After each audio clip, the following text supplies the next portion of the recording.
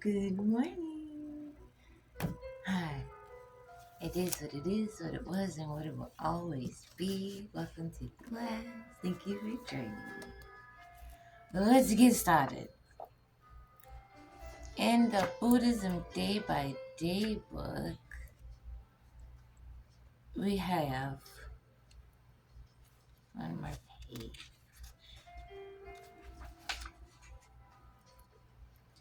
Make goals, whether big or small. Work towards realizing them. You must be serious about it and dedicated to your goals. You will get nowhere if you just treat them like jokes. An earnest, dedicated spirit shines like a diamond and moves people's hearts. That is because a brilliant flame burns within them. If we are sincere, people will understand our intentions and our positive qualities will shine forth. It is pointless to be caught up in outward appearances.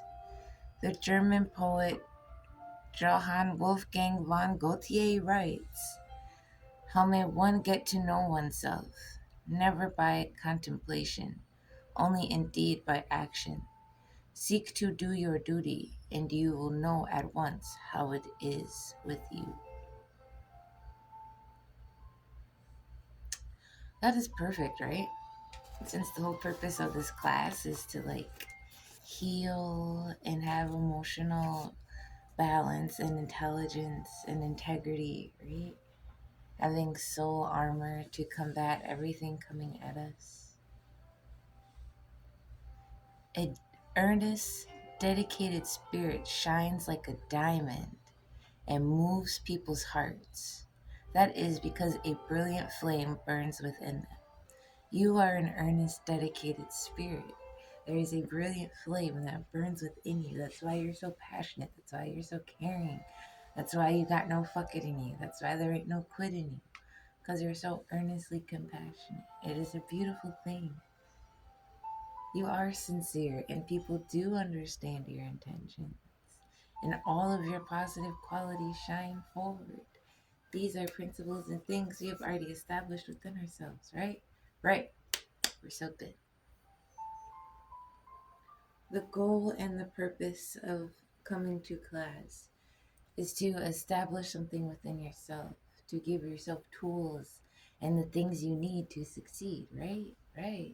If you don't have the tools, we can't succeed, right? Right. Some emotional clarity going on. Love it. All right. That was from the Buddhism Day by Day book. I loved it. Thank you so much. So appreciate it. This is the Four Agreements. One function of the brain is to transform material energy into emotional energy. Our brain is the factory of the emotions, and we have said that the main function of the mind is to dream. The Toltecs believe that the parasites, the judge, the victim, and the belief system has control over your mind. It controls your personal dreams. The parasite dreams through your mind and lives its life through your body. It survives on the emotion that comes from fear and thrives on drama and suffering. The freedom we seek is to use our own mind and body to live our own life instead of the life of the belief system. When we discover that the mind is controlled by the judge and the victim, and the real us is in the corner, we have just two choices. One choice is to keep living the way we are, to surrender to the judge and the victim, to keep living in the dream of the planet. The second choice is to do what we do as children when parents try to domesticate us. We rebel and say no. We declare war against the parasite. We declare war against the judge and the victim. A war for our independence. A war for the right to use our own mind and our own brain. This is why in all the shamanic traditions in America, all the way to Canada and Argentina, people call themselves warriors. because they are in a war against the parasite in the mind. That is the real meaning of a warrior. The warrior is the one who rebels against the invasion of the parasite. The warrior rebels and declares war. But to be a warrior doesn't mean we always win the war. We may win or we may lose, but we always do our best, and at least we have a chance to be free again. Choosing this path gives us, at the very least, the dignity of rebellion and ensures that we will not be the helpless victim of our own whimsical emotions or the poisonous emotions of others. Even if we succumb to the enemy, the parasite, we will not be among those victims who will not fight back. At best, being a warrior gives us an opportunity to transcend the dream of the planet and to change our personal dream to a dream where we can call it heaven. And just like hell, heaven is a place that exists within our minds. It is a place of joy, a place where we are happy, where we are free to love and be who we really are. When we reach heaven while we're alive, we don't have to wait until we die. God is always present and the kingdom of heaven is everywhere. But first, we need to have the eyes and ears to see and hear that truth. We need to be free from the parasite. Be a warrior, right? I feel like I should read that again. I feel like that went over some people's heads, but that's fine. You have to choose to be a warrior. You have to make that decision. You have to pull up some courage. You have to rebel. You have to say no, especially against yourself. Hello, you're a survivor. You're surviving through trauma. You're surviving through toxic relationships. You're going through all of this mess. Of course, you need to think of yourself like a warrior. Are you kidding me right now? What the heck? Body keeps the score.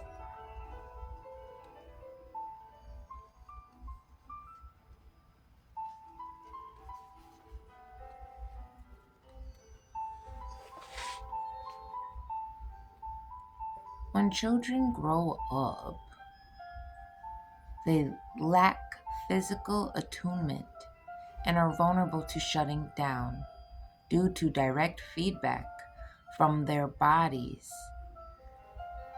There is something called the pleasure, purpose, and direction. Those three things get mixed up when you are a child of PTSD. When children grow up, they will respond to caregivers that will help them with fear and anxiety.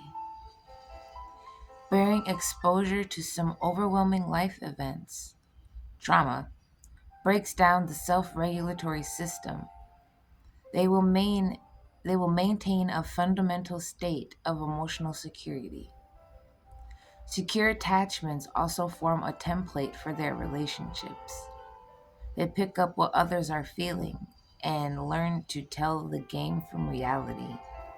They develop a good sense of phony, dangerous situations and people.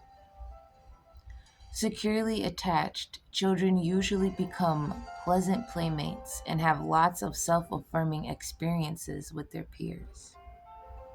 Having learned to be in tune with other people, they tend to notice subtle changes in the voices and in the faces to adjust their behavior accordingly. They learn to live within a shared understanding of the world, and they are likely to become valued members of the community. This upward spiral can be reversed. Abused children are often very sensitive.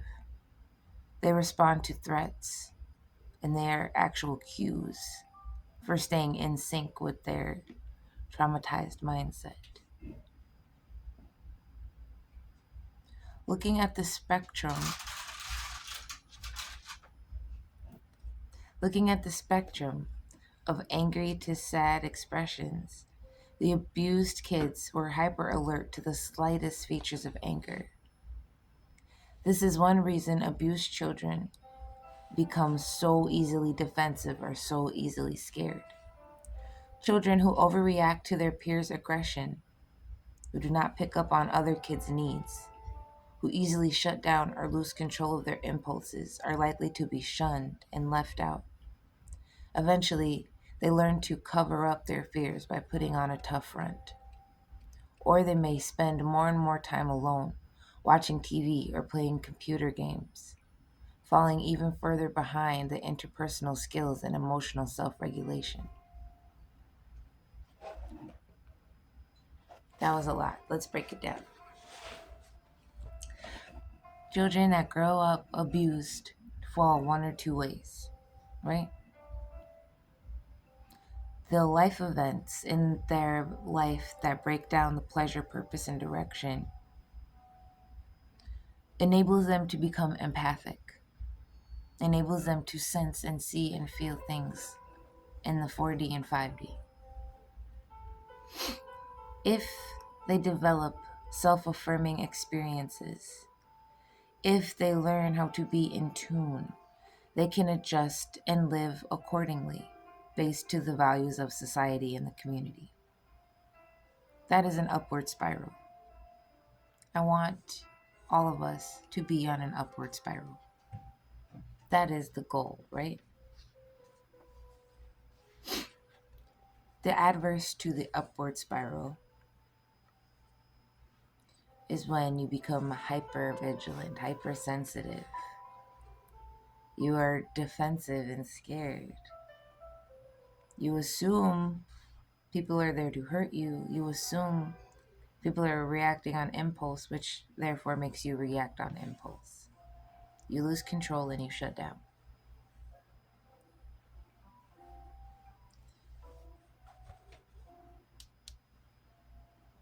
Everyone needs coping mechanisms, right? Everyone needs tools. Everyone needs skills. Everyone needs to hyper focus within themselves, right? To get it down. That's what the upward spiral can do. That is regulation. That is consistency.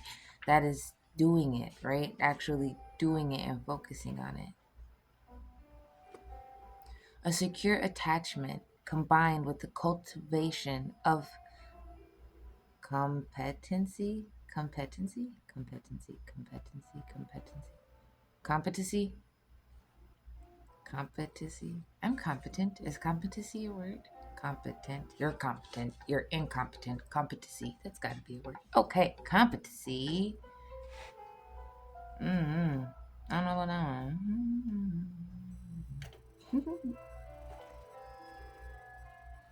A secure attachment combined with the cultivation of competency builds an interracial locus of control, the key factor in healthy coping throughout life. Securely attached children learn what makes them feel good. They discover what makes them and others feel bad, and they acquire a sense of agency, that their actions can change how they feel and how others respond. Securely attached children learn the difference between situations. They can control the situation when they need help.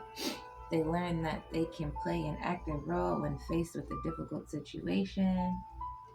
In contrast, children with histories of abuse and neglect learn that their terror, pleading, and crying do not register with the caregiver.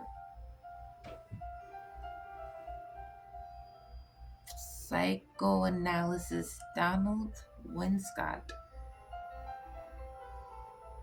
has minute-long observations with mothers and children. His purpose was that, or his hypothesis was that physical interactions lay the groundwork for a baby's sense of self, that in turn into a lifelong sense of identity. The ability to feel the body as a place of where the psyche lives. This visceral and kinesthetic sensation of how our bodies are met lays the foundation for what we experience as real. So if your first experience with something real was negative, or your first experience with someone that was meaningful to you is cloaked with detachment, you therefore develop a reaction to that, right? That will therefore in turn influence you and redirect your direction and purpose. It will switch something in you, right? Right. So what do? We have to be aware. We have to be open and we have to be honest with ourselves. We have to give ourselves some type of security blanket that we can use when we get triggered or when we get in those bad, icky feelings, when we're just depressed. We need an emotional blanket, a mental, emotional blanket to help us combat those things, right? Right. That's why people get that old time religion. The old time religion. It's easy to, villainize and point the finger at something when you don't understand it. The more you get to understanding it, the more you see how it benefits everyone else. Cool. Why study the wisdom of Buddha Sutra? This is out of the Living Buddhism February edition. Look at these happy, happy people. So happy. They love their life. Okay? Okay. The teaching of Buddhism is profound. It is often said that words cannot do it justice. Nevertheless, words are our only means of communicating. I hope our discussion serves as an opportunity to introduce the proper understanding of the Buddhist teaching from Nichiren's perspective and bring hope across the world. A Buddha is a person who is awakened to the reality of his or her life. Naturally, the reality of all human life. That is the wisdom of the Buddha. The Lotus Sutra was clearly expounded for all human beings to enable themselves to attain true mental independence. It does not discriminate in any sense between priests and practitioners, men, women, rich, or poor. Buddhism does not exist apart from society. Buddhism manifests itself within society, and society reflects Buddhism. With this conviction, as a Buddhist and private citizen, I've met and conducted dialogues with many world leaders of various fields, and through my contributions may have been small, I have searched with them for answers to problems that confront all of humanity. The message and wisdom of Buddhism must always be carried dynamically into society and the world. That is what Nichiren Buddhism is all about. A religion that remains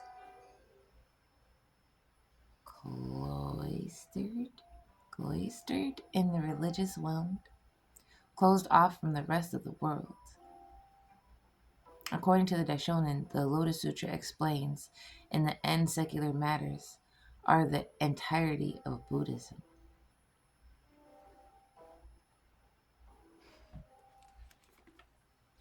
Within your own life, within your own righteous mind, within your own righteous thoughts, Buddhism is a reflection that everyone can attain enlightenment. Men, rich, poor, women, all that jazz. Everyone can attain enlightenment. Enlightenment is just emotional intelligence mixed with spiritual intelligence. You feel me? Great. A human revolution is when you change your life for the better. You move forward with conviction and you go help someone else change their life.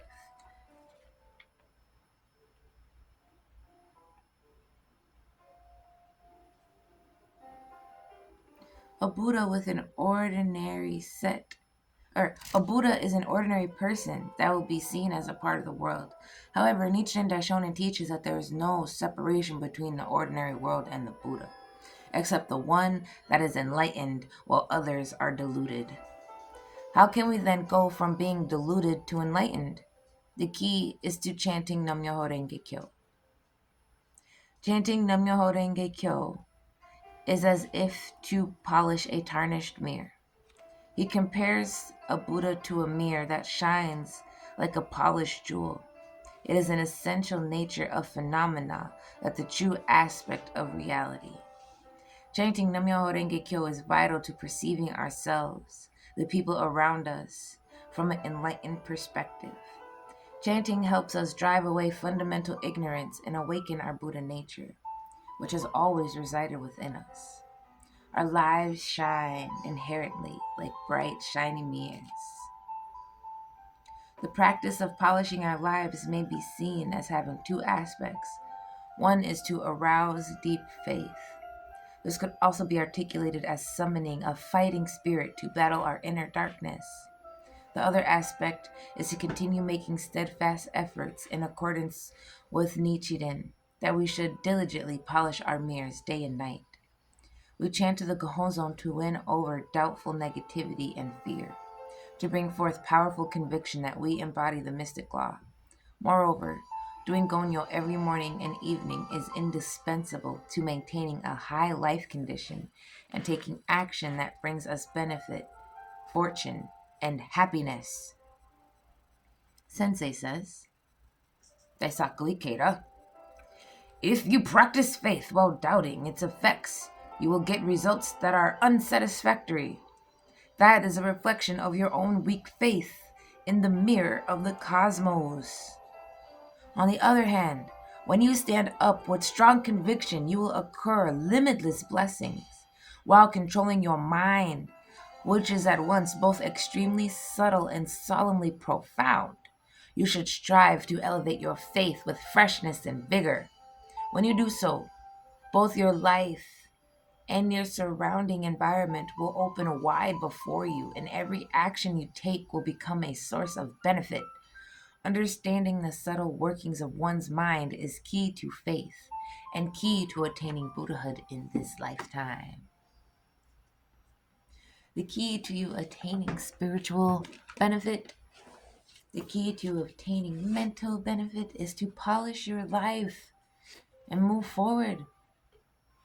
Move forward with religion, move forward with self-care, move forward with mental awareness, move forward with emotional intelligence, move forward with these tools you are picking up to polish your life. Go and polish your life. Your faith is most important. You need faith in yourself. Obviously, you can succeed. You will succeed. Faith in yourself. You need faith in the higher power, the Lord. You got to. Right? This is pivotal timing for you. This is excellent for you. Receive it. It is here for you. We love you so much. I'll see you later. Have a good day.